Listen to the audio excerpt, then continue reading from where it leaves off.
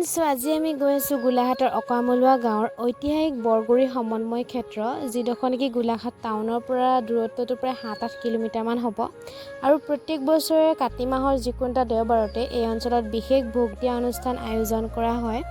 শুনিবলৈ পোৱা মতে মানে প্ৰায় 150 বছৰ আগতে এই ঠাইত গৰখীয়া ল'ৰাই খাদ্য গ্ৰহণ কৰিছিল আৰু তেওঁলোকে যি ভাবিছিল তাকে হৈছিল বুলি এক জনপ্ৰবাদ আছে।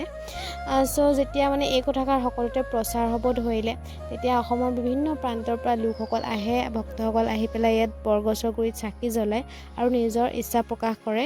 বৰ্তমানলৈকেও একেই প্ৰচেছ চলি আহিছে। যেতিয়া ইচ্ছা পূৰণ হয় তেতিয়া তেওঁলোকে হাঁহ আৰু কোমোৰা দান কৰে। ঠিক সেই হাঁহ আৰু কোমোৰা ইয়াত ৰান্ধি পেলাই ভক্তসকলক ভোগ হিচাপে দিয়া হয়।